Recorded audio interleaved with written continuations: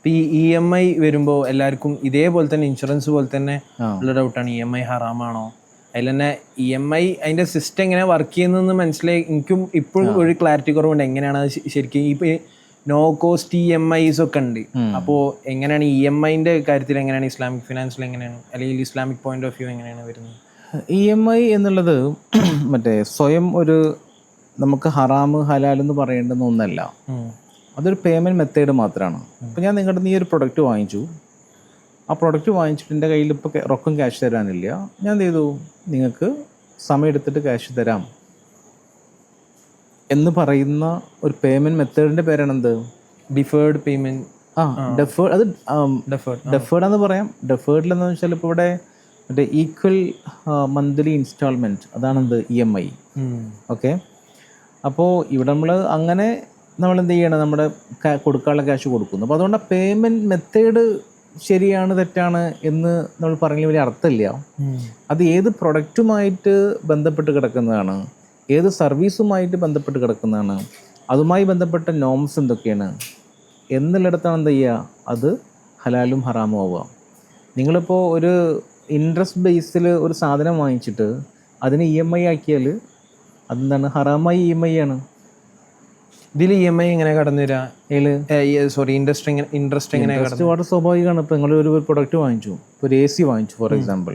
അപ്പോൾ AC വാങ്ങിക്കുമ്പോൾ ഞാൻ കമ്പനികളുടെ പേര് പറയുന്നില്ല. അപ്പോൾ കമ്പനികൾ നിങ്ങൾക്ക് എന്ത് ഫണ്ട് ചെയ്യും. അപ്പോൾ കമ്പനികൾ ഫണ്ട് ചെയ്യുമ്പോൾ നിങ്ങൾ ബേസിക്കലി അവർ മറ്റേ നിങ്ങൾക്കിടയിലെ കോൺട്രാക്റ്റിൽ ഒരു ഗ്രേസ് പീരീഡ് തരും. ഇത്ര സമയം കൊണ്ട് എന്ത് ചെയ്യാം, നിങ്ങൾക്ക് ഈ ക്യാഷ് അടയ്ക്കാം. ചിലപ്പോൾ 0 ഇൻട്രസ്റ്റ് ആയിരിക്കും. പക്ഷെ ആ പീരീഡ് കഴിഞ്ഞാൽ നിങ്ങൾ ഇത്ര % പലിശ കൊടുക്കാം എന്നൊക്കെയുള്ള ക്ലോസുകൾ അതിനകത്തുണ്ടാവും. ഓക്കെ. അപ്പോൾ ബേസിക്കലി നിങ്ങൾ എന്താ ചെയ്യുന്നത്, ഒരു റിബ ബേസ്ഡ് ആയിട്ടുള്ള ഒരു സാധനത്തിൽ നിങ്ങൾ സൈൻ ചെയ്ത് മുമ്പോട്ട് പോവുക ചെയ്യുന്നത്. അപ്പോൾ അത് ഹറാമാവും. അപ്പോൾ നമ്മൾ നോക്കണം, നമ്മുടെ കോൺട്രാക്റ്റിൽ അത്തരം ഈ പറയുന്ന ഇൻട്രസ്റ്റ് ബേസ് ചെയ്തിട്ടുള്ള ക്ലോസുകൾ ഉണ്ടോ എന്ന് നോക്കണം. ഓക്കെ. അപ്പോൾ പിന്നെ ഇത് പരിഹാരം എന്നുള്ള വേറെ ചോദ്യം കൂടിയുണ്ട്. അപ്പോൾ അതൊരു ക്വസ്റ്റ്യൻ ആണല്ലോ. അപ്പോൾ ശരിക്കും മുറാബഹൊക്കെ വെച്ചുകൊണ്ട്, മുറാബഹിൽ സംഭവിക്കുന്ന ഏകദേശം ഒരേപോലെയാണ്. ഈ മുറാബഹൊക്കെ വെച്ചുകൊണ്ട് ശരിക്ക് ഒരു EMI സിസ്റ്റം കോമൺ പ്രൊഡക്റ്റുകൾ വാങ്ങിക്കാൻ വേണ്ടിയിട്ടൊക്കെ കൊണ്ടുവരാവുന്ന സമയം അതിക്രമിച്ചിരിക്കുന്നു ശരിക്കും.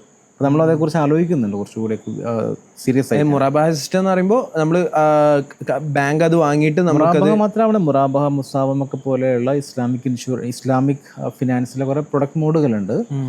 അതിൻ്റെ ബേസിൽ നമുക്ക് എന്ത് ചെയ്യാൻ പറ്റും, ഇതേ സാധനം ചെയ്യാൻ വേണ്ടി പറ്റും. അപ്പോൾ ഇപ്പുറത്ത് ഒരു കൺവെൻഷണൽ വേ ഒരാൾ ചെയ്യുന്ന അതേ റിസ്ക് എവിടെയുള്ളൂ, റിസ്ക് അത്രയേ ഉള്ളൂ. ആ റിസ്ക് മിറ്റിഗേറ്റ് ചെയ്യാൻ എന്താ സിസ്റ്റം എന്ത് ചെയ്യണം, അതെല്ലാവരും ഒരേപോലെ ആലോചിക്കുന്നുണ്ടായിരിക്കും. പക്ഷെ ഒന്ന് നമുക്ക് ശരിയായ കംപ്ലൈൻറ്റ് വേലും ചെയ്യാനുള്ള വഴിയുണ്ട്. അപ്പോൾ ആ സാധ്യത എക്സ്പ്ലോർ ചെയ്ത് അതിനെ ഇംപ്ലിമെൻറ്റ് ചെയ്യാൻ വേണ്ടിയിട്ടുള്ള കാര്യങ്ങളാണ് കുറച്ചുകൂടി ശ്രമമായി നടക്കേണ്ടത്. പക്ഷെ അത് നടക്കാതെ നമ്മൾ എന്ത് ചെയ്യും, നമ്മൾ പെട്ടെന്ന് EMI ഹറാമാണെന്നുള്ള ബോർഡ് വെച്ചുകൊണ്ട് മാത്രം തീരുന്നതല്ല പ്രശ്നം എന്നുള്ളതാണ് അതിൻ്റെ ഒരു ബേസിക്കായ ഘടകം.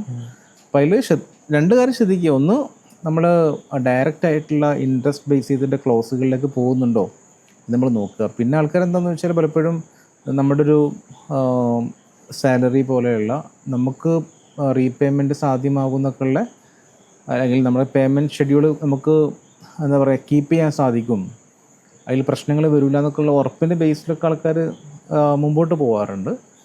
അത്തരം കാര്യങ്ങൾ നമ്മൾ മറ്റ് ഓപ്ഷനുകൾ ഇല്ലാത്തൊരു ചുറ്റുപാടിൽ, വേറെ ഒന്നും ഓപ്ഷനായിട്ട് വരാത്ത സാഹചര്യം ഉണ്ടെങ്കിൽ, അതിനെ മറ്റ് ഡയറക്റ്റ് ഇൻട്രസ്റ്റ് ക്ലോസുകൾ ഇല്ലയെന്ന് ഉറപ്പുണ്ടെങ്കിൽ എന്ത് ചെയ്യാം, നമുക്കതിനെ ആ നിലക്ക് അനുവദിക്കുക എന്നുള്ളതാണ്. മറ്റ് ഓപ്ഷൻ ഇല്ലാത്തതുകൊണ്ട് മാത്രമാണ് അത്. നമ്മൾ 2 കാര്യം പ്രധാനമാണെങ്കിൽ, ഒന്ന് നമുക്ക് എത്രമാത്രം സാധനം അനിവാര്യമാണ്. നമ്മൾ എല്ലാ കാര്യങ്ങൾക്കും വേണ്ടിയിട്ട് കയറിയിട്ട് EMI ഇട്ട് പോകുന്ന രീതിയുണ്ട്. അത് നമ്മൾ നേരത്തെ പറഞ്ഞ പലിശയോടൊരു വളരെ ലാഘവത്വം കാണിക്കുന്നൊരു മനോഭാവമാണ്. നമുക്ക് എത്രമാത്രം പ്രൊഡക്റ്റ് ആവശ്യമാണ്, ആ ആവശ്യത്തു കൂടി മുൻനിർത്തിയിട്ടാവണം നമ്മൾ ആ തീരുമാനങ്ങൾക്ക് വരേണ്ടത്. അപ്പോൾ അവിടെ എനിക്ക് പറയാനുള്ള ഒറ്റ കാര്യമേ ഉള്ളൂ, അതിനെ ശരിയായ കംപ്ലൈൻ്റ് ആയ വേയിൽ എത്തിക്കൽ കംപ്ലൈൻ്റ് ആയിട്ട് സ്ട്രക്ചർ ചെയ്യാനുള്ള സാധ്യതകൾ അപ്പുറത്തുണ്ട്. ആ സാധ്യതകൾ ഡെവലപ്പ് ചെയ്യുക ഒരു ഭാഗത്ത്, മറുഭാഗത്ത് നമ്മൾ ഇൻവോൾവ് ചെയ്യുന്ന കാര്യങ്ങളിൽ ഡയറക്റ്റ് പലിശയുമായി ബന്ധപ്പെട്ട ക്ലോസുകളൊന്നും ഇല്ലാത്ത സംവിധാനത്തിലാണ്. നിങ്ങൾ 0 കോസ്റ്റ് പറഞ്ഞു, അത് കുറേ കാര്യങ്ങൾ ഓക്കെ ആയിരിക്കും. അപ്പോൾ 0 കോസ്റ്റ് പറയുമ്പോൾ സംഭവിക്കുന്നതെന്ന് വെച്ചാൽ, ഇപ്പോൾ നിങ്ങൾ ഈ പ്രൊഡക്റ്റിന് ഒരു 10,000 രൂപയാണെങ്കിൽ കമ്പനിക്ക് എന്തുണ്ടെന്ന് വെച്ചാൽ നിങ്ങൾ റൊക്കമായിട്ട് മറ്റേ കമ്പനി ക്യാഷ് കൊടുക്കുമ്പോൾ അവർക്ക് ആ പ്രൊഡക്റ്റ് ഒരു 8,000 കിട്ടും ഫോർ എക്സാമ്പിൾ. അപ്പോൾ ആ 2,000 എന്ത് ചെയ്യുക, അവർ ലാഭമായിട്ട് എടുക്കുക.